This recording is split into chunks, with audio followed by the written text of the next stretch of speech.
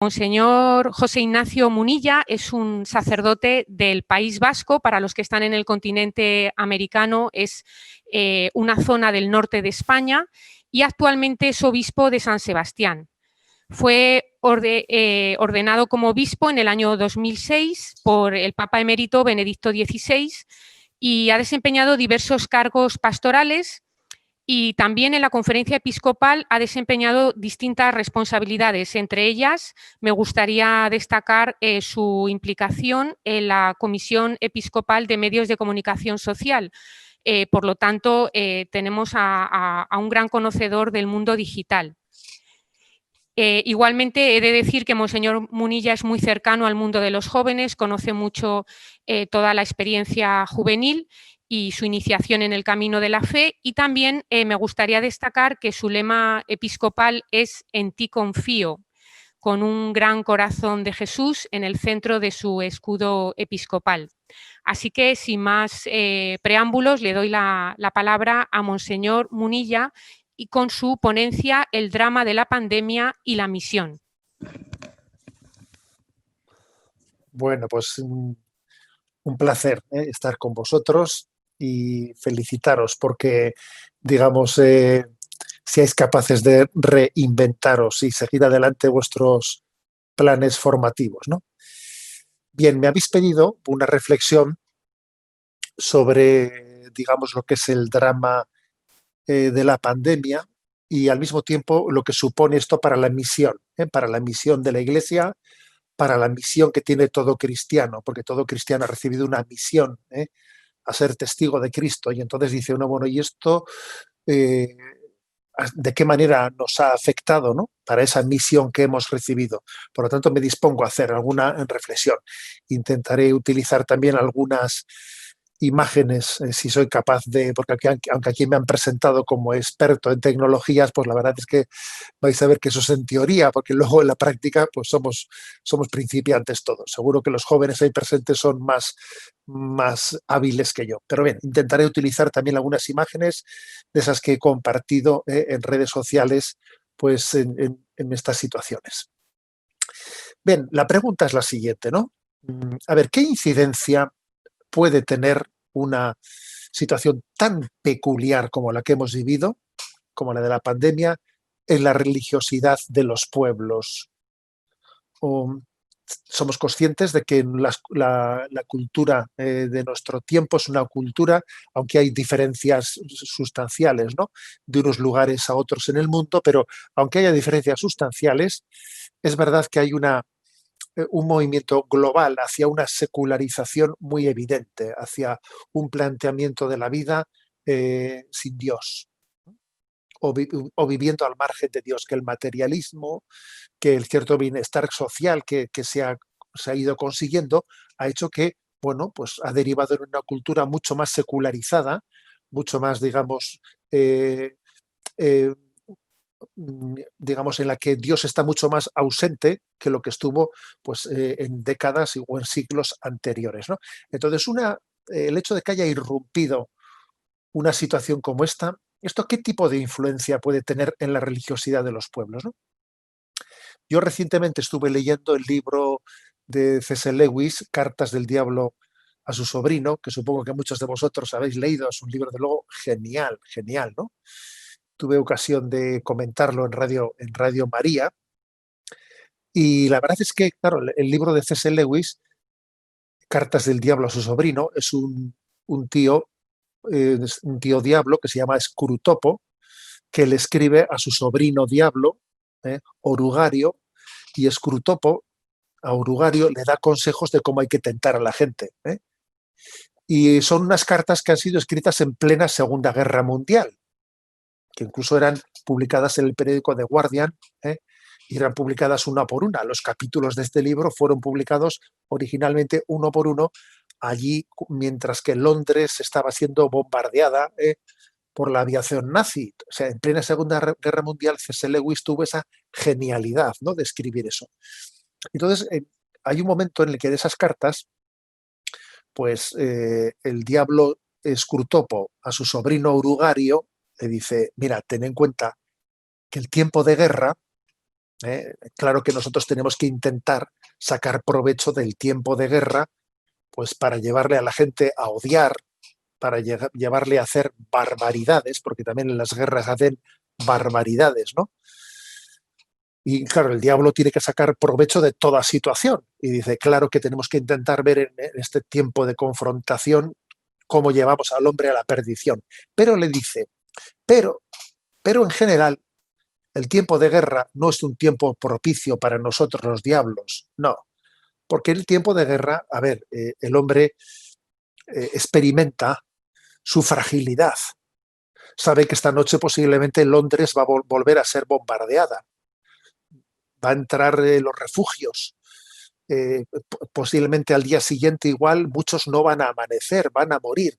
Y esas almas, pues es más difícil que caigan en todas las tentaciones ligadas a la frivolidad de la vida, porque es difícil ser materialista en medio de un bombardeo. Y es muy fácil es muy probable que esas almas se encomienden a Dios y que recen y que le pidan su gracia, su súplica, con lo cual le dice, para nosotros los diablos, el tiempo de guerra no es un tiempo propicio. Es más fácil tentarle a la gente en otra situación. Pero obviamente tenemos que hacer en este momento todo lo que podamos y hay otras estrategias, aunque la frivolidad sea un camino muy difícil para explorar, ¿no? En tiempo de guerra, pero hay otros caminos, principalmente el de las venganzas, que en tiempos de guerras pues, se pueden explorar mucho más fácil, ¿no? Bueno, hago esta introducción, ¿por qué? Hago esa introducción porque obviamente una pandemia como esta, el tipo de influencia que haya podido tener en la religiosidad de los pueblos, es muy difícil, ¿no? De poderlo medir. Pero en principio, muchos de nosotros hemos dicho, en un tiempo de prueba como este, claro que muchas personas se habrán acercado a Dios. Cuando uno experimenta su fragilidad, y se da cuenta de que no somos nada, ¿no? Y que uno tiene conocidos pues, que han fallecido, etcétera. A ver, obviamente, pues las cosas las ve de otra manera. Hoy mismo, hoy mismo, según lo estoy dando yo impartiendo ¿m? esta charla, pues dentro de pocas horas, dentro de 3 horas o 4 horas, va a tener lugar en España el funeral de Monseñor Antonio Algora, el obispo emérito de Ciudad Real, que ha fallecido en la pandemia del COVID, ha fallecido por el COVID y esta tarde en su funeral. Entonces, claro, pues yo a don Antonio le he conocido de cerca y le he invitado aquí a San Sebastián. Y cuando tú, una persona pues, que has tenido tan cerca, pues bueno, ves que en esta pandemia su vida ha fallecido, ves la cosa de cerca, ¿no? Ves la cosa de cerca y dice, bueno, quién sabe en qué momento nos podemos presentar ante Dios. En principio, una pandemia puede ser una situación en la que una gran parte de la población se plantee la pregunta religiosa, clame a Dios y el efecto que tenga, ¿no? En la misión de la Iglesia pueda ser, bueno, pues una ocasión de gracia para acercarse a Dios. Puede ser una ocasión de gracia. De hecho, bueno, pues de hecho que esto no es novedoso. Sabemos muy bien que en la historia de la humanidad ha habido muchas pandemias. De hecho, la más sonada ha sido la de la famosa gripe española, que se produjo al terminar la Primera Guerra Mundial, en la que murieron millones de personas, murieron bastantes más millones de personas en la gripe española que en la propia Primera Guerra Mundial. ¿eh? Y bueno, y hubo también pandemias, ¿no? Pues en la Edad Media, en las que la población de Europa fue diezmada de una manera tremenda, ¿no? Quizás, ¿qué había ocurrido últimamente? Había ocurrido que en las últimas décadas, en el último siglo, 50 años, la expectativa de vida media había aumentado exponencialmente como jamás había ocurrido anteriormente. ¿eh? Se había alcanzado pues, un avance grande de la medicina, etcétera, en un estado del bienestar, incluso en muchos países, digamos que desde aquellos tiempos de la gripe española hasta ahora se ha duplicado la expectativa de edad media, duplicado, que se dice fácil. Entonces, en la medida en que la vida es más larga, es más fácil también, y uno vive en un estado del bienestar, olvidarse, bueno, pues olvidarse de algo, algo básico, ¿no? Que es que esta vida es, que es una vida transitoria, que somos peregrinos, que estamos de paso, y que esta vida, como decía Santa Teresita de Lisieux, es un instante entre dos eternidades. Esta vida es un instante entre dos eternidades, ¿no? Y bueno, pues cuando hay una época de pues de paz prolongada, como ha habido en Europa después de la Segunda Guerra Mundial, pues cuando hay digamos, una sociedad del bienestar que se consolida, cuando la expectativa de vida media se alarga, pues fácilmente uno pierde la referencia de dónde venía y a dónde iba. Pues porque, bueno, porque no tiene factores externos que le estén llevando de una manera más incisiva a hacerse la pregunta por el sentido de la vida. Desde esta perspectiva, desde esta perspectiva dice uno, bueno, pues parece que una situación como esta, quién sabe, ¿no? O sea, todo es ambivalente y como Scrutopo le decía a Urugario, vamos, bien, buenos son, ¿no? Los diablos para intentar sacar provecho de toda situación. Pero bueno, pues uno hubiese pensado que qué tipo de incidencia puede tener. Bueno, pues imprevisible. Quizás lo más sensato es decir que previsiblemente sea ambivalente, ¿eh? Yo recuerdo haber grabado un vídeo cuando comenzó el confinamiento. Claro, era algo tan singular lo de estar confinados, que recuerdo que uno de nuestros vicarios me dijo, oiga, debería usted de grabar un vídeo, un breve vídeo, ¿no? No sé, dando una palabra de sentido a esto que nos viene encima, millones de personas confinadas en sus hogares, esto qué va a ser, ¿no?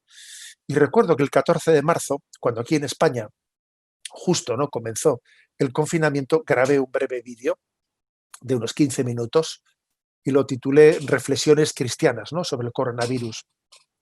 Y yo en aquel momento hice la siguiente reflexión, que qué podía suceder después de un confinamiento en el que nuestros hábitos de vida iban a cambiar de una manera, digamos, drástica. ¿Qué iba a suceder? ¿Iba a ser para bien? ¿Iba a ser para mal?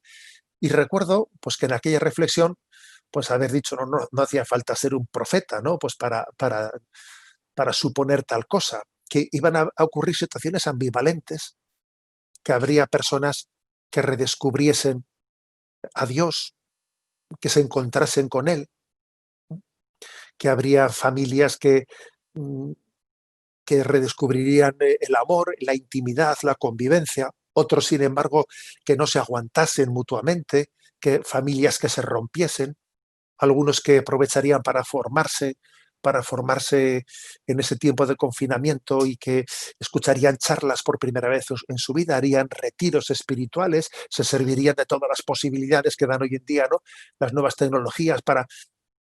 Y otros, sin embargo, pues igual lo que iban a hacer es crecer en adicciones al juego, a la pornografía.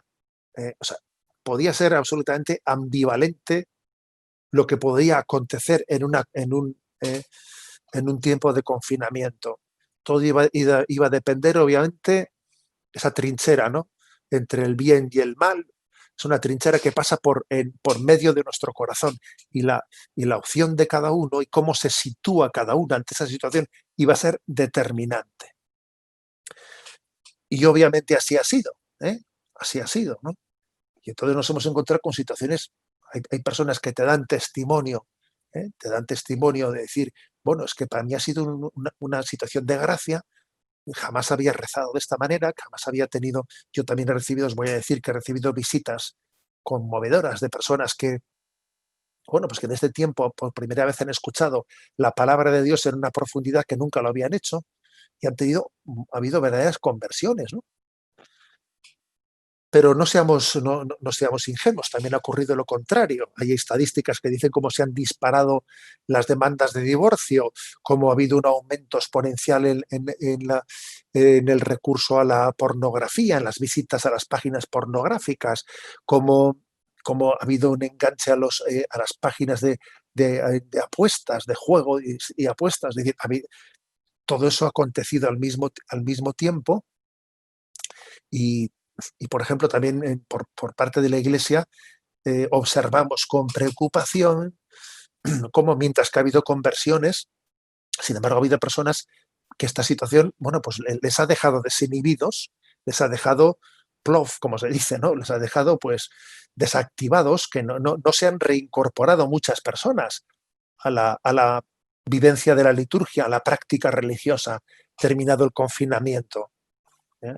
Incluso en algunos lugares la Iglesia observa con preocupación, como casi el 50%, ¿no?, de la población en algunos lugares, en torno a Milán, el norte de Italia, se han hecho estadísticas de cómo incluso en algunos lugares cerca del 50% de la población que era católica practicante no se ha reincorporado. Bueno, hablaremos de esto ahora, ¿no? O sea, la situación es verdaderamente ambivalente. Y entonces creo que es importante que la analicemos con detenimiento, ¿no? Por una parte está claro que hemos tenido una oportunidad de autentificar y purificar nuestra religiosidad.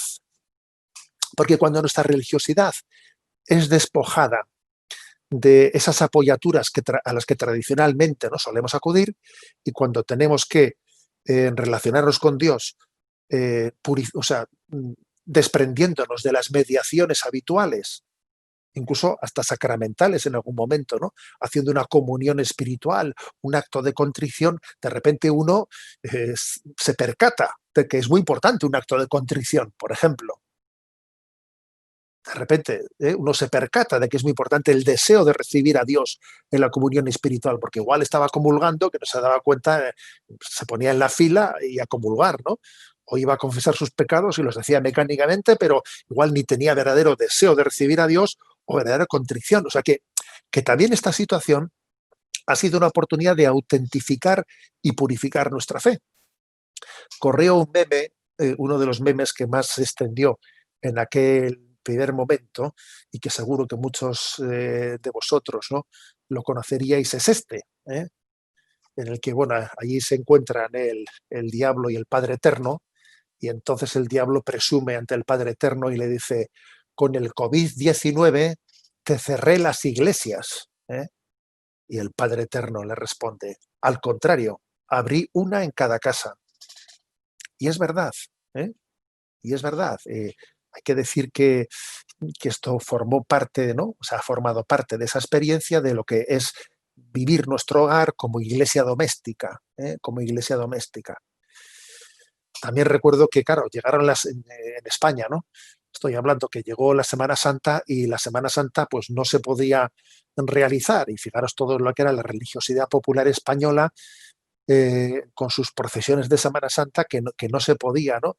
No se podía llevar a cabo. Y entonces recuerdo que hubo pues un poema se hizo viral, que luego hemos sabido que había sido compuesto el 15 de marzo por José Antonio Gallego Gordillo, ¿eh?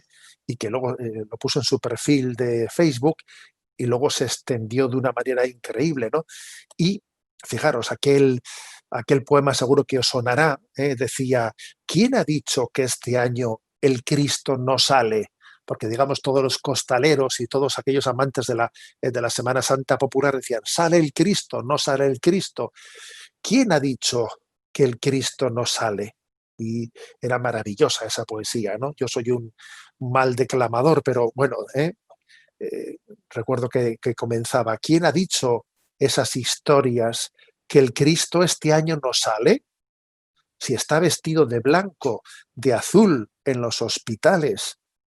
¿Quién dice que el Nazareno no puede hacer penitencia si están todos atendiendo a enfermos en las urgencias? ¿Cómo que Jesús caído no saldrá el miércoles santo? Mírale tú en nuestros médicos, que caen rendidos, exhaustos, con humildes cirineos, ayudando a cada paso, celadores, enfermeras administrativas, codo a codo, sin descanso. Igual que la borriquita, pasó Jesús por la tierra, nuestros héroes camioneros pasan las noches en vela para abastecer mercados de barrio, farmacias, tiendas. Ejército, Guardia Civil, policía patrullan calles desiertas y no están con sus familias, sino cuidando a las nuestras. Y lejos de las ciudades, Jesucristo está doblado sobre los surcos de la tierra, se hace a la mar en un barco, tiende cables, cava pozos o pastorea el ganado. Nadie diga que el Señor no está en las calles presente, cuando en las iglesias solitarias los sacerdotes celebran misa diariamente. Nadie diga que el cautivo no va a salir este año, mientras haya una voz buena llamando al que está encerrado. Nadie diga que el gran poder no va en su anda, cuando tantas vidas orantes se ofrecen y aman. Así continuaba, ¿no? Así continuaba este poema que fue maravilloso porque nos hizo entender la conciencia de una religiosidad encarnada, ¿m? Encarnada, haciéndonos entender que la liturgia, en el fondo, es una expresión de lo que es la vida de la caridad, ¿eh? La liturgia celebra lo que la vida de la caridad realiza, ¿eh? En esa entrega a los más necesitados, en este caso los enfermos del COVID, ¿no? Digamos, el drama de la vida eh, unido al misterio de la fe, ¿eh? Fue pues un poema hermoso.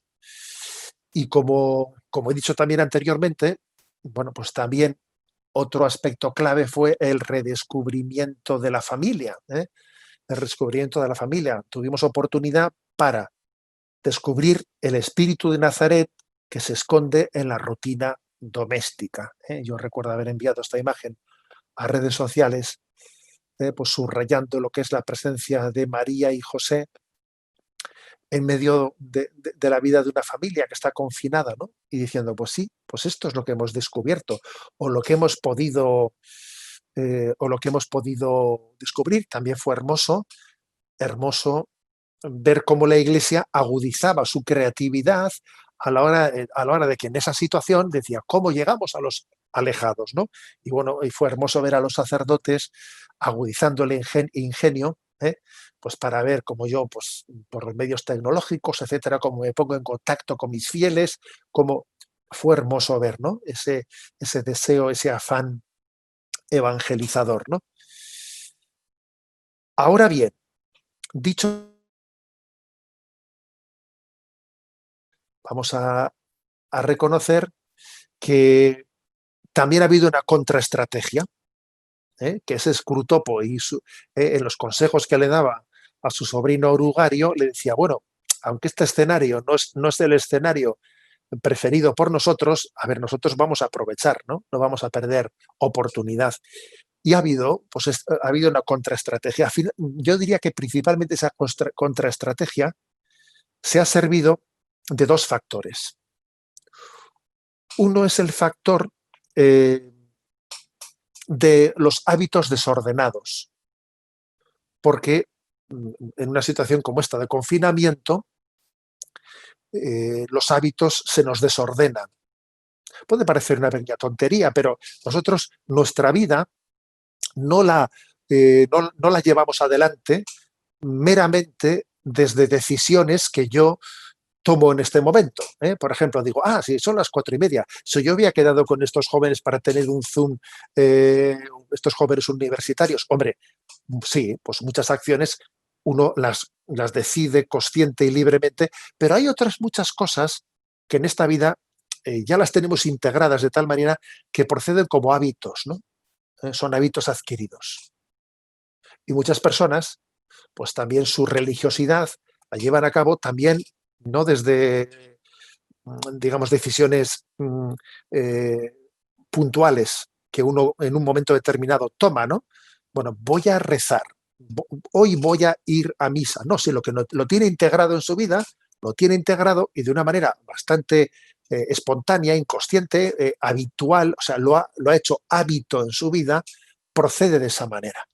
Y cuando se nos desordenan los hábitos, nos encontramos que, claro, pues uno necesita hacer un acto de decisión libre y consciente mucho más explícito. Y, y no se ha acostumbrado a tal cosa. Ha perdido sus hábitos durante unos meses y fácilmente se queda desactivado. No ha habido un rechazo explícito, no, pero, pero de facto ha sido despojado pues de una ayuda connatural que él tenía, pues porque había recibido de sus mayores, había nacido, había crecido en un hogar, que en ese hogar se había integrado cómo se vivía, por ejemplo, pues un domingo, cómo se vive de una determinada fiesta, y de repente ha acontecido algo que le ha despojado de ese hábito de vida. Y eso obviamente se nota mucho, ¿eh? Se nota mucho sobre todo cuando hablamos un poco de psicología de masas, ¿eh?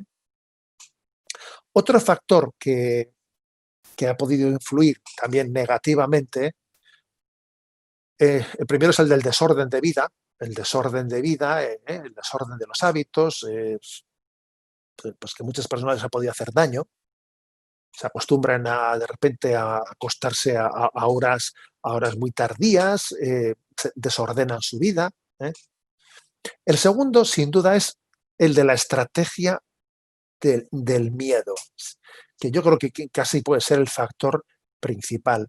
La estrategia del miedo, porque yo estoy convencido, fijaros bien, estoy convencido de que existe entre nosotros, ¿no? Existe mm, una tentación que es la tentación del miedo. Hubo un obispo, el obispo de Ars, de la diócesis del Santo Curas de Ars, ¿no? Monseñor Pascal Roland, quien al inicio de esta pandemia, él hizo una afirmación que fue muy criticada en Francia, pero que con el paso del tiempo yo creo pues que el tiempo le ha dado la razón, ¿no? A Monseñor Pascal Roland. Él dijo, más que a la epidemia del coronavirus, debemos de temer a la epidemia del miedo. Porque es verdad que, que se genera un miedo, ¿eh? Un miedo. En esta imagen que yo mandé a redes sociales que tenéis ahí ante vosotros, hay también una expresión de un neurólogo de una universidad de Atlanta, ¿no? Que dice él, en tiempos difíciles, a lo que más debemos de temer es al miedo. Ojo con el miedo. El miedo pues llega a ser irracional, se llega a apoderar de nosotros, o sea, nos desequilibra plenamente, ¿no? O en una buena medida. Entonces, yo creo que aquí hay una estrategia del miedo. Una estrategia del miedo que lo que quiere es descarrilarnos. El miedo es irracional, el miedo se olvida de muchas cosas, ¿no? Nos quita la esperanza, nos quita la confianza, nos llega a afectar hasta nuestra confianza en Dios, hasta la confianza de unos en nosotros. El miedo, para empezar, el miedo es ateo. El miedo es ateo, porque el miedo se está olvidando de que Dios está con nosotros, de que prometió que estaría con nosotros todos los días hasta el fin del mundo. Y claro, pues si nos dejamos atrapar por el miedo en esta situación, entonces hemos caído pues en una estrategia terrible, ¿no? Fijaros, por ejemplo, el miedo nos puede desinhibir, o sea, nos puede dejar inhibidos para no atrevernos a decir nada más. ¿Eh? No digas eso, no digas eso. En este momento hay que callar, no se puede, tenemos que estar todos unidos, nadie puede hacer ninguna crítica de nada. Por ejemplo, fijaros, yo recuerdo que en una que en aquel tiempo, en tiempo del confinamiento, paradójicamente, ahora hablaré un poco más de esto, pero en España, eh, como antes del inicio del confinamiento se había introducido en el Parlamento español la tramitación de una ley de eutanasia, bueno, pues dentro de los plazos que tiene la tramitación, hubo algo significativo. Y es que para que no caducase esa tramitación, se dio un paso más en pleno confinamiento para que la ley de eutanasia siguiese adelante, ¿no?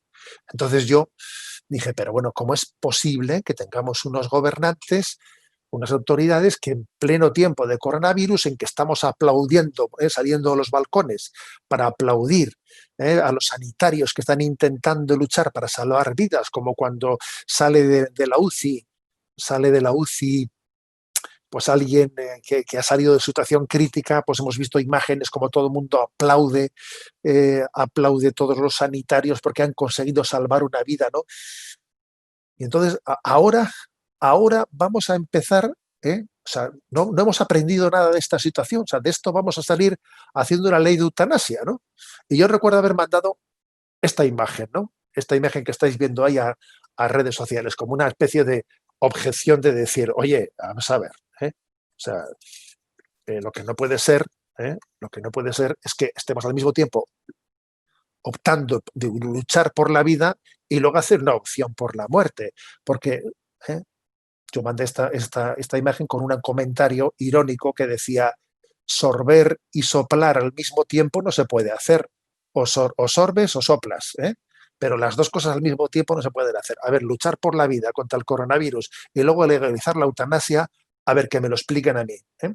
Bueno, pues entonces yo recuerdo, fijaros, que al hacer este comentario crítico, en aquel momento que estábamos en confinamiento, pues recuerdo que hubo algunas personas, pero, a ver, no estoy diciendo de personas de ideologías complicadas, ¿eh? No, sino personas cercanas, no, don José Ignacio, no haga usted este comentario, envíe usted a redes sociales, esto puede ser polémico, no, en este momento no hay que hacer ninguna crítica de nada, tenemos que estar todos unidos luchando contra el coronavirus. A ver, yo dije, pero es que esto va a generar una situación de miedo en el que a la población se le impida pensar, se le impida tener capacidad crítica, bajo, bajo el lema de que tenemos que estar todos unidos, tenemos que renunciar a pensar. Es curioso esto, ¿eh? O sea, yo creo que hay una obsesión, una inhibición, quedamos inhibidos y nos impide pensar, ¿no?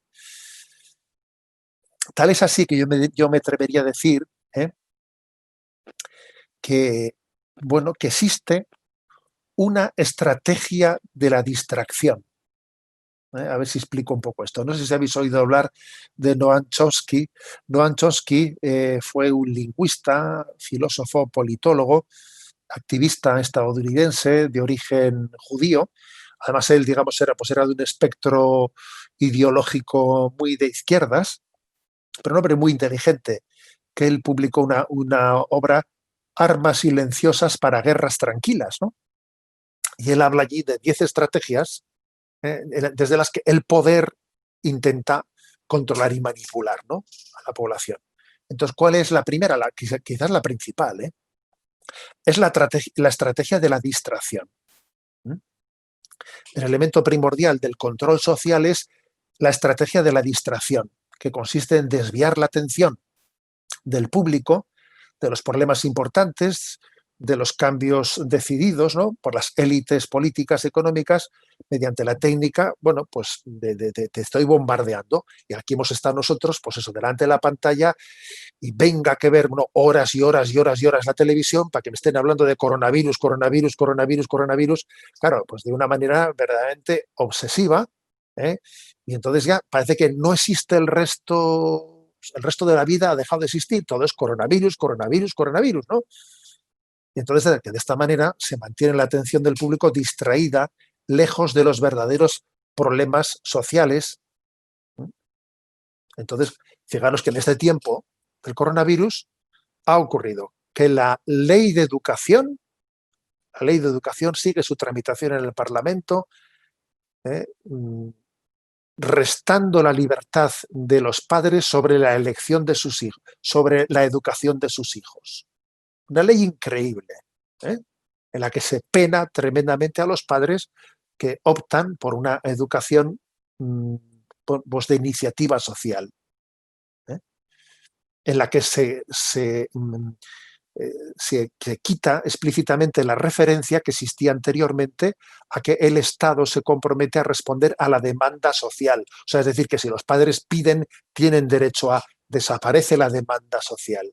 No existe derecho a tener una demanda de qué educación quiero yo para mis hijos. Eso acontece mientras que el coronavirus nos tiene distraídos, ¿no? La ley de eutanasia, lo mismo. Ahora hay un anuncio por parte del gobierno de que se va a modificar la ley de aborto para que también las adolescentes puedan abortar sin el permiso ni conocimiento de sus padres. Ahora viene también otra iniciativa en la que el Ejecutivo tiene la capacidad de todavía tener más influjo sobre el Poder Judicial que el que tenía anteriormente, ¿no? Todas estas cosas son muy trascendentes, muy trascendentes. ¿Eh? Y todo esto ocurre mientras que estamos todos delante de la pantalla, coronavirus, coronavirus, coronavirus. En el fondo, la vida es lo que acontece mientras que estamos distraídos con el coronavirus.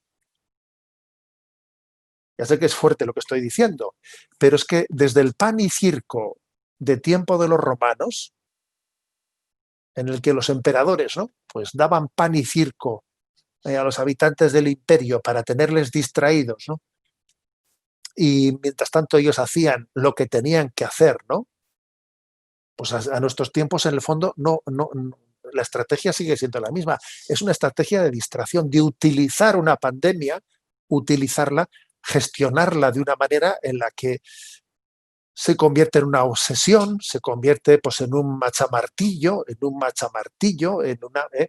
Los medios de comunicación también han entrado completamente a este juego, y los medios de comunicación, como en el fondo, lo que también les interesa a los que no están bajo el control directamente del poder político, pues tienen como criterio pues el morbo, aquello que les dé más morbo y les dé más audiencia, pues bueno, pues hacer un auténtico espectáculo de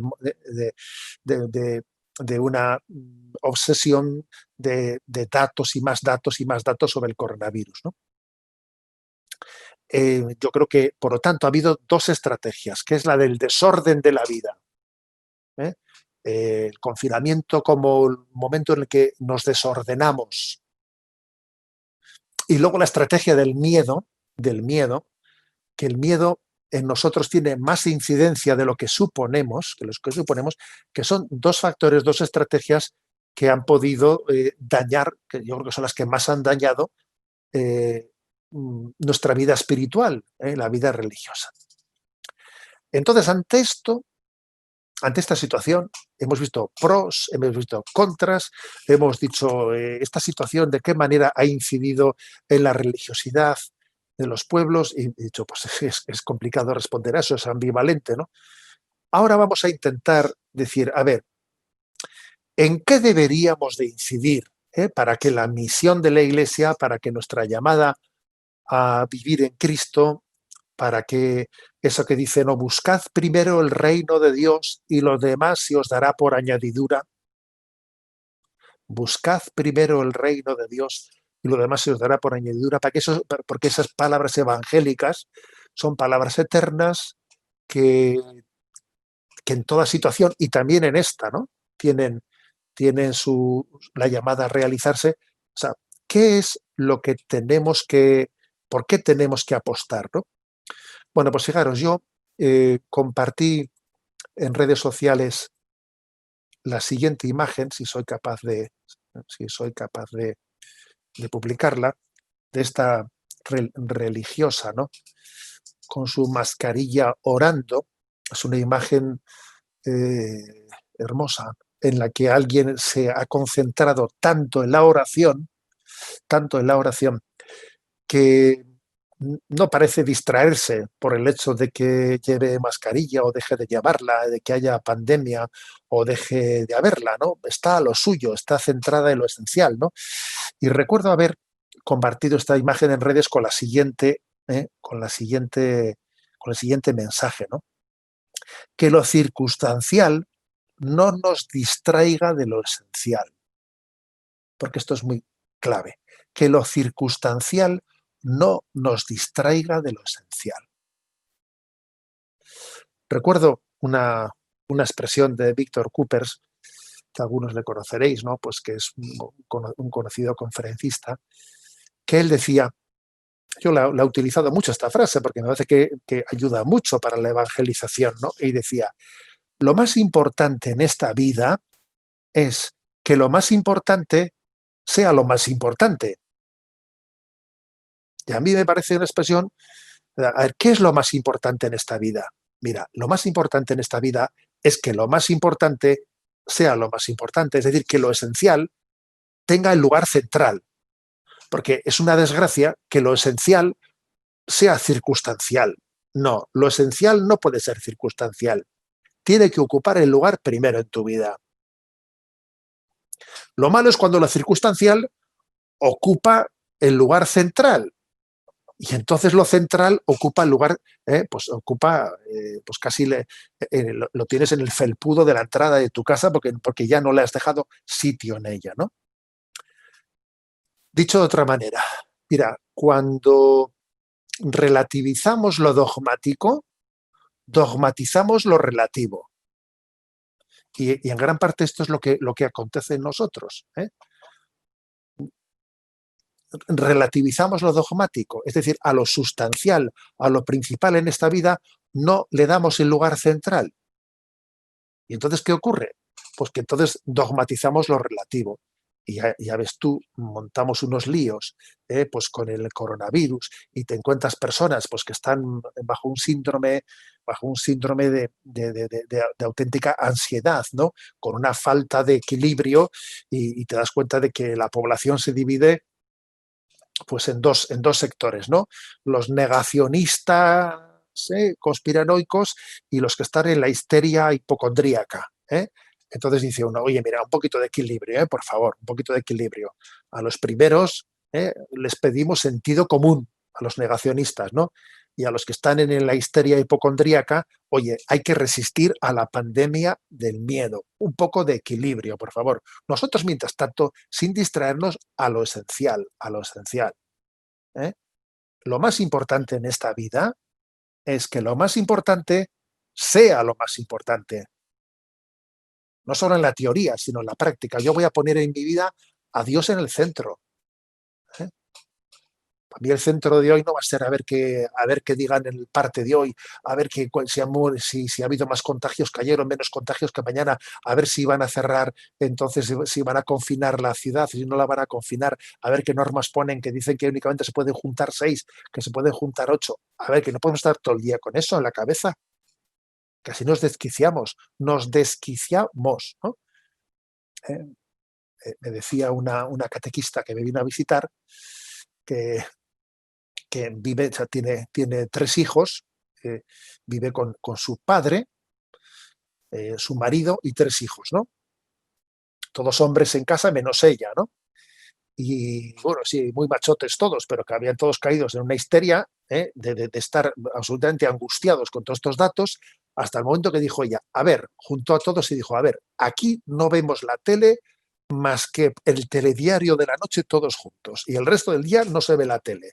Venga, porque es que estamos tontos, histéricos, ay, que no respiro bien, ay, que no me entra el aire. A ver, ¿a dónde vamos así? ¿Eh? Entonces, la- para, para poder reaccionar ante esta situación, tenemos que reafirmar lo sustancial, lo fundamental, ¿no? Buscad primero el reino de Dios y lo demás se os dará por añadidura. Eh, Sobre todo, entender que estamos llamados a florecer donde Dios nos ha plantado.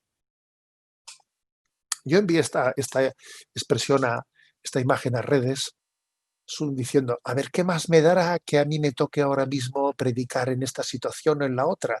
Si lo circunstancial es lo de menos, si lo principal es que yo en cada situación de la vida estoy llamado a responder a Dios, estoy llamado a florecer allí donde Dios me ha plantado. Y si es en un desierto, es en un desierto. Y si es en el polo norte, es en el polo norte. Y si es con pandemia, con pandemia. Y si es con cáncer, con cáncer. Todo eso no deja de ser circunstancial, ¿eh? Si hay que dormir debajo del puente, decía la Madre Teresa de Calcuta, pues dormiremos debajo del puente. Si tengo que dormir en un palacio, ya dormiré en el palacio. Pero eso es secundario. Lo principal es responder a la llamada de Dios.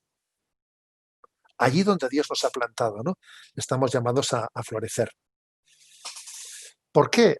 Pues porque, mira, porque es un error el que ahora venga esta situación y nos diga, bueno, vamos a ver si pasa esto. Entonces, ¿qué estamos esperando? Estamos esperando a que pase esto. Cuando pase esto ya arrancaremos. Cuando pase esto ya comenzaremos, ya comenzaremos los retiros que hacíamos anteriormente. Cuando pase esto ya haremos los ejercicios espirituales. Cuando pase esto ya empezaré a rezar. Cuando pase esto ya, a ver, se te va a pasar la vida esperando a que pasen las cosas. Y cuando pase esto va a venir otra cosa. O te crees tú que detrás de esta pandemia no va a venir otra historia que te va a tener distraído igualmente. No. ¿eh? Nosotros estamos llamados, ¿no? Dice, no, nosotros estamos llamados a florecer donde Dios nos ha plantado, y alguien dice, ¿no?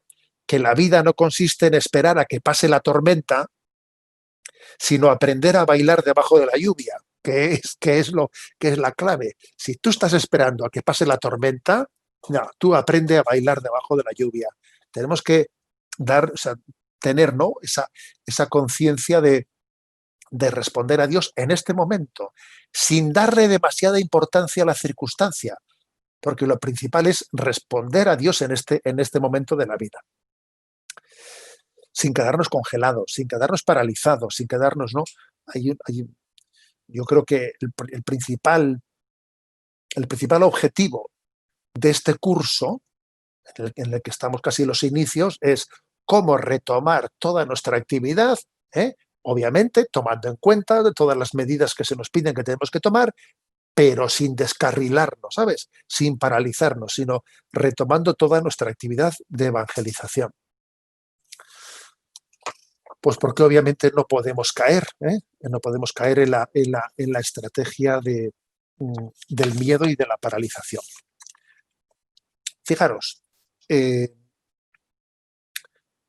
lo importante también, yo no estoy con esto diciendo que no le demos importancia a este momento y a lo que ocurre, sino que no nos quedemos aplastados por él y que tengamos una lectura de clave de fe para ver también qué nos está diciendo Dios en este momento. Mirad, hay un texto evangélico, de esos a los que no le solemos prestar mucha atención, porque generalmente hay textos evangélicos a los que solemos citar con mucha frecuencia. Pues yo qué sé, por ejemplo, la parábola del hijo pródigo, pues es una parábola muy citada, ¿no? Pero luego suele haber otros textos a los que pocas veces les prestamos atención, ¿no? Y uno de ellos es el de Lucas 12, 54-56. Os invito a que lo meditéis. Lucas 12, 54-56. Y en él dice, decía también a la gente, cuando veis subir una nube por el poniente, decís enseguida, va a caer un aguacero. Así sucede. Cuando sopla el sur, decís, va a haber bochorno. Y así sucede. Hipócritas, ¿sabéis interpretar el aspecto de la tierra y del cielo? Pues ¿cómo no sabéis interpretar el tiempo presente? O sea, es decir, Jesucristo les reprende, y además con fuerza, porque les llama hipócritas. Oye, ¿tú qué sabes interpretar cuando viene una nube cargada o cuando sopla el viento sur? ¿Tú qué sabes interpretar la meteorología? ¿Qué haces un parte meteorológico para decir si viene buen tiempo o viene mal tiempo? El tiempo eres capaz de interpretarlo y no eres capaz de interpretar los signos de los tiempos. O sea, es decir, tenemos que tener un discernimiento para ver también qué nos quiere decir Dios con esta situación. Porque Dios habla en toda situación, ¿no? Y no me estoy refiriendo, ¿no?, a tener, por supuesto, ¿no?, un falso iluminismo de que uno diga que Dios le ha dicho, Dios me dice. No me refiero al falsos iluminismos, ¿no?, sino a leer también, ¿no?, leer las situaciones. Por ejemplo, seguro que conocéis a personas que han estado en un momento determinado en su vida, pues en una situación extrema, en la UBI, y que han estado a punto de irse a la otra vida. Y son personas que te dicen, mira, para mí ha habido un antes y un después de esa situación. Porque yo allí entendí que Dios me decía que la vida la tengo que tomar de otra manera. Y he aprendido después de esa situación en la que estuve en la UBI a valorar mucho más muchas cosas que antes no apreciaba. A valorar el don de la familia, como antes no la valoraba, a relativizar muchas cosas que me agobiaba por ellas y ahora después de lo que me ha pasado ya. O sea, es decir, uno ha entendido, esto se llama interpreta los signos de los tiempos, ¿no? Uno ha entendido que con eso que le ha acontecido, algo quería Dios de él, quería que aprendiese algo de él, ¿no? Eso se llama el aprender los signos de los tiempos. Bueno, en la teología espiritual de la Iglesia se suele distinguir entre voluntad positiva de Dios y voluntad permisiva de Dios. ¿Mm? Por ejemplo, la voluntad positiva de Dios es Dios quiere que seamos santos. Dios quiere que el hombre sea feliz, que sea santo. Eso es la voluntad positiva de Dios. Luego hay voluntad permisiva de Dios. Ha ocurrido un accidente. Dios lo ha querido, hombre, Dios lo ha permitido, ¿eh? Dios lo ha permitido. Pero en esa voluntad permisiva, Dios quiere, espera de nosotros que extraigamos enseñanzas, consecuencias, ¿no? Nosotros no podemos decir, ¿no? Dios ha mandado esta pandemia al mundo, la ha mandado por esto y por esto y por esto. Y yo qué sé, yo no puedo hablar así de algo que nos supera. ¿Eh? Acordaros del libro de Job, en el que allá había tres amigos que fueron a visitarle a Job cuando se enteraron de que estaba absolutamente lleno de desgracias, y se sentaron delante de él y empezaron a decirle, esto te ha pasado porque tienes alguna cosa en tu vida, porque Dios te ha mandado un castigo, porque no sé qué, y Job discutía con ellos y les decía, oye, que no, que yo no tengo nada oculto, oye, que no sé qué, y los amigos de Job pretendían dar una explicación de lo que le había pasado en una clave como si ellos tuviesen la capacidad de decir, oye, que nosotros no podemos hablar de lo que no sabemos. Y de hecho, en el libro de Job, Dios reprende con mucha fuerza a los tres amigos de Job por haber hablado de lo que no tenían ni idea. Oye, cállate y no digas tonterías, ¿sabes? Por lo tanto, nosotros no nos corresponde decir esta pandemia, Dios la ha mandado por esto, para castigar. Cállate. Lo que sí que es cierto es que, aunque no sepamos el por qué, Dios nos da la capacidad del para qué. El para qué sí que forma parte, de esa sabiduría que Dios comparte con nosotros. Como eso que os decía, ¿no? Que esa persona que ha estado en la UBI y dice, yo he entendido después de aquel momento en el que mi vida estuvo a punto, ¿no? de concluir que tengo que valorar la vida de otra manera, que Dios me ha enseñado otra manera de valorar la vida. Eso es lo que tenemos, ¿no? Que concluir, ¿eh? Las pruebas Dios las permite para fortalecernos. ¿Mm? Ahora, el tentador pretenderá que perezcamos en la prueba, ¿eh? Sin embargo, Dios permite las permite como un lugar en el que somos fortalecidos. Dice la Sagrada Escritura que el oro es acrisolado al fuego para purificarse. Si no es acrisolado al fuego, es un oro impuro, ¿eh? Es un metal impuro, pero al fuego es acrisolado, ¿no? Y por lo tanto tenemos nosotros que decir, bueno, yo confío en Dios en medio de la prueba, confío que Dios en medio de esta prueba me va a fortalecer, ¿eh? Me va a fortalecer. Hay un texto de San Pablo que es muy hermoso. Segunda Corintios, capítulo 4, versículo del 8 al 9, dice, estamos apurados, pero no desesperados, acosados, pero no abandonados, nos derriban, pero no nos rematan. Es un texto impresionante, este de San Pablo. Dice, nos derriban, pero no nos rematan. No nos rematan. O sea que en medio de esa situación de prueba hay un designio de fortalecimiento. Además, démonos cuenta de una cosa, y es que nuestra generación es muy débil, es muy vulnerable, muy vulnerable. ¿Eh? Nuestra madre falleció en noviembre, ¿no? del año pasado. Y claro, falleció además con 90 años. Y claro, ella era una generación de la guerra civil, en la guerra civil, en la que, bueno, pues es que, claro, cuando ella nos contaba a nosotros, pues las pruebas que habían vivido en su infancia, adolescencia, etcétera, nos ha dado cuenta que era una generación muy fuerte, ¿eh? Recia, gente recia. Y claro, ha pasado el tiempo, ¿eh? Y nosotros pues nos hemos hecho mucho más blanditos, ¿eh? Mucho más blanditos, ¿no? Y ahora, claro, esto es un problema, ¿no? Alguien dijo, alguien dijo lo siguiente, ¿no? Que los tiempos difíciles suelen dar a luz gente fuerte. Esa gente fuerte luego suele dar a luz buenos tiempos. Los buenos tiempos dan a luz gente débil y la gente débil da a luz malos tiempos. Y así se vuelve de nuevo a reiniciar el ciclo, ¿sabes? O sea, ojo con esto, ¿eh? Repito, porque creo que yo lo veo por mi madre. A ver, la madre, lo que he visto en ella, los tiempos difíciles dan a luz gente fuerte. Luego, ¿qué ha pasado? Que la gente fuerte dio a luz buenos tiempos, pues tiempos de prosperidad, etcétera. Pero ¿qué ocurre por desgracia? Que esos buenos tiempos dan a luz gente débil, porque todo lo tienes hecho, porque no tienes que luchar en la vida, porque todo te lo han dado ya hecho, tú no has luchado por la supervivencia. Los buenos tiempos dan a luz gente débil y la gente débil, que creo que es en esta situación en la que estamos ahora, ¿eh? La gente débil da a luz malos tiempos, tiempos complicados. Tendremos que volver a empezar de nuevo, ¿eh? Ese ciclo.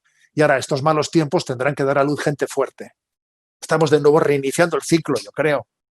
Estamos reiniciando el ciclo. Estos tiempos, la gente débil, hemos sido débiles, vulnerables, hemos dado a luz tiempos difíciles. Y ahora estos tiempos difíciles, ¿no?